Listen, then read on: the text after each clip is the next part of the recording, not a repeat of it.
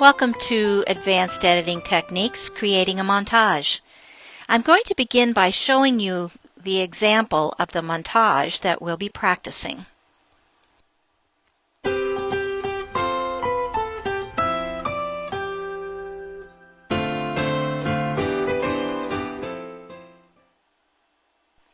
A number of video effects were applied to each image or text item, and they included positioning relative to the size of the frame, whether it was inside the frame, outside of the frame to begin with, scaling, that is how large or small the item was, whether it was a video, motion video, an image, or text, opacity of images, video, or text, and timing. Timing is critical. It will make or break a sequence, and it takes a bit of practice to get the timing right.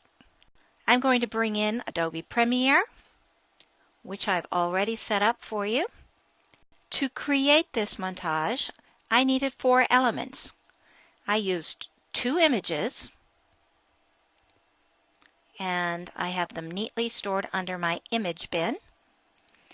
I had my choice of 2 backgrounds, but I only used one in the example. And I used text, which is the word production. This is what it looks like without that green background, which was a motion background that I added.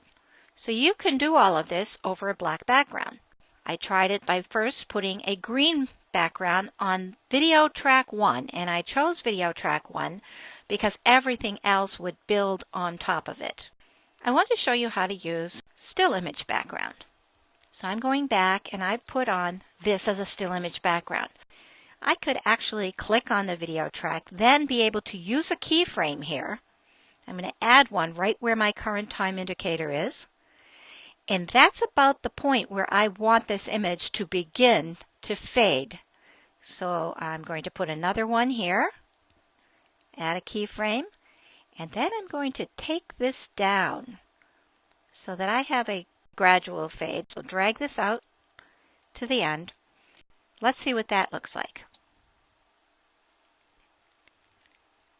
Okay, so now it's a muted background behind these others. So you could do a still background as an underlying image for your montage. So now that we've done that, I'm going to get rid of the still image, and I think I'll bring back my basic green.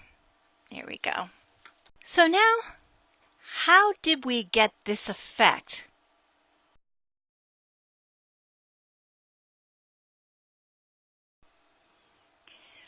Let's start with an overview.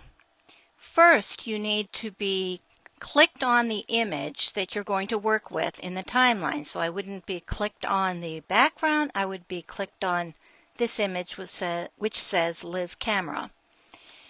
Now that I have that up here, I can look for my Effect Controls tab. Click on my Effect Controls tab. And this has already been done, but I'm going to do it with you. I have added motion parameters and opacity parameters. The motion parameters involve positioning and scaling. The opacity was just that, how up full or dimmed the image was. These are your important things. They're called the keyframes, as you know. You have to start with a keyframe. So for positioning, I wanted this image to be starting off frame. And you can see here that it's got a negative number. It must mean it's off frame. That was my first keyframe that I added. Then you can see that the current time indicator goes by. And at this second keyframe, I wanted a different position and I wanted a different scaling. So I put in keyframes for both of these elements. We went further. The reason I put this keyframe in here was because at this point I really wanted nothing to happen. I wanted the same scale as I had before. And down here I wanted the same opacity. Then from here to here I wanted to change in the scale. I wanted to scale it way down to probably 20%. At this point the opacity would be 0. Let's see. Yes. As you can see right over here, 0. So as I mentioned in the beginning of this tutorial, the 4 critical things are position, scale,